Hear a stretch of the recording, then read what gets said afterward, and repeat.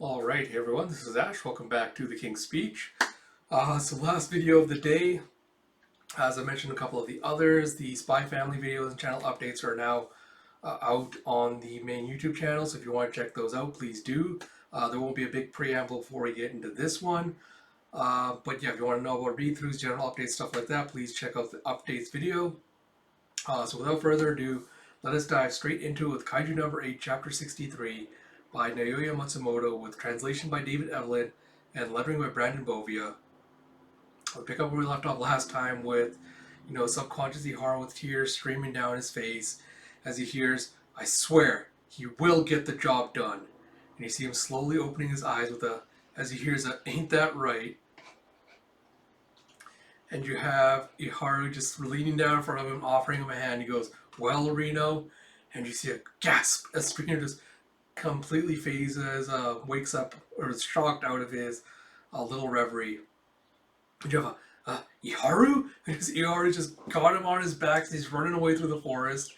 He's like, "Why are you?" He's like, "Finally up, eh?" He's like, "Okay, listen up. The captain gave us extra time, and right now the senior officers are drawing the Hanju's attention for us." He's like, "Huh?" It's like, "You're gonna beat the Hanju, so you can officially use the number 6 suit, right?" And you see Reno just looking completely surprised as Iharu goes, "I'll get its core to a vulnerable state, and you snipe the thing." So, "But Iharu, you'd be putting yourself in danger." And he comes to a skidding halt with a scree. As you see Iharu just turning around, just headbutting Reno. And he goes, "Don't take me for a joke. You try to shoulder every damn thing by yourself. I'm older than you, so shut up and let me handle this." And as he's like rubbing his head from the pain from the head bump, he's just like, it's like, "I can't believe Iharu." He's like, "You really are amazing." Iharu's just looking at him in confusion. It's like, "Whenever I find myself freaking out, he always helps me regain focus." And you see him just rubbing away his tears. So he goes, "All right, I'll leave it to you. And you have good stuff." He's like, "Don't miss my signal, all right?" And you have the neutralization operation is in overtime. As Iharu putting his mask back on, as he goes dashing in towards the Hanju. He goes, "So let's get started." You have Officer Ichikawa's psi wave patterns have returned to normal. It's like he's got himself back on track, huh? So, but his body's a wreck. He can't fight anymore. So we'll have to expose the core or get it to as close as exposed, or get it to as close to exposed as possible without him. But with Furuhashi at 24% unleashed combat power, that seems impossible. And he's here to prep. Iharu just lets off this giant blast that takes off one of the Hanju's legs, and you see it just screaming with a "Gyo!" It's like, "No, that can't be right. He's using too much force to only be at 24%. And Ogata goes, "Track Furuhashi's unleashed combat power." It's like, "Roger that." It's like, "Hold on." It's like, 41%? And you see Iharu just sliding in, sliding away from after firing the shot. Legato and Toko looking surprised. It's a correction. It's fallen to 22%. And you see Legato just stroking his spear as he's looking on in surprise.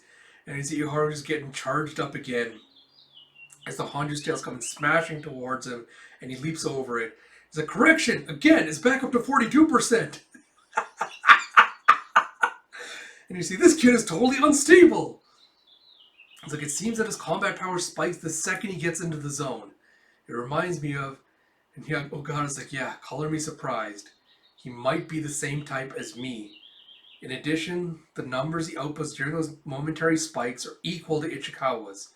If we taught him how to use his power, he'd become a monster. And you have Iharu going, "I was never a prodigy. The role of a hero was never mine to take on. And I'm sure this path will lead to the same old wall again." And you see him just sprinting forward as he looks like he's boxed in. But then he has a look of determination this time as he goes, "But even if it does, I'll hit it and keep on hitting." And you see him just punching away this wall as his tears just open up, blood spurting out of his fist. And you have a doom doom doom as 3 more blasts take the Hanju. You have, "Mark my words, I'll make it there too. Just go on ahead and wait for me."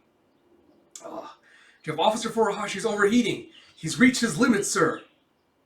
And you see him just leaping up into the air, firing a giant blast down right into the Hanju's back. Yeah, follow up attack on the frozen area. Core exposed. And as he's falling down from the blast, he goes, "Seal the deal, Reno." And you see Reno just calmly sitting there taking the shot as you have a prep, and you see a giant just airwave explosion as he fires a huge shot right through the Hanju's core and just sets off like a huge explosion of ice as he destroys it with a to be continued. Ah.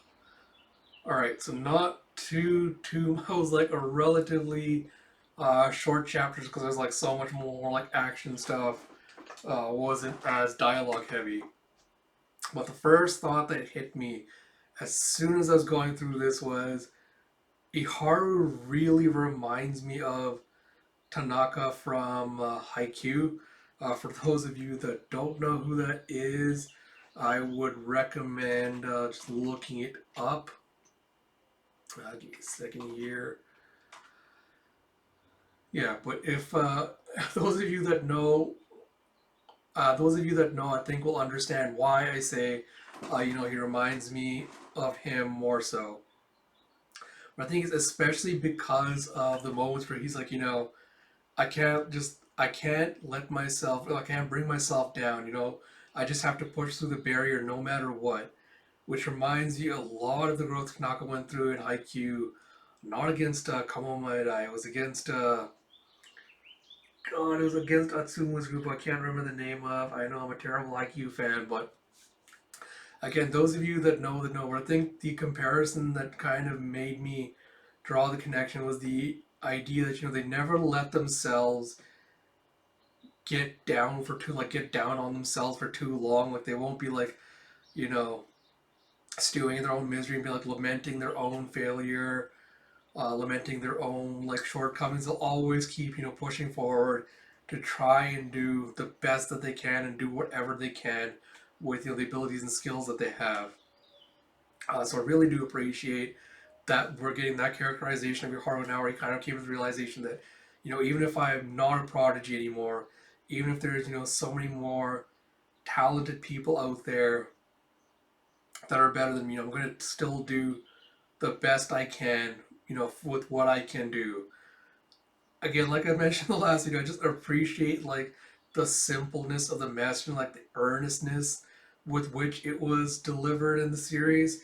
And I think that is like a huge part of like why Kaiju is so appealing to me. But yeah, looking forward to this. Looking forward to what development this is going to lead to for both of them after this. I hope we'll get to see some of the others also get this similar kind of treatment, get a little bit of development, see them developing their own skills.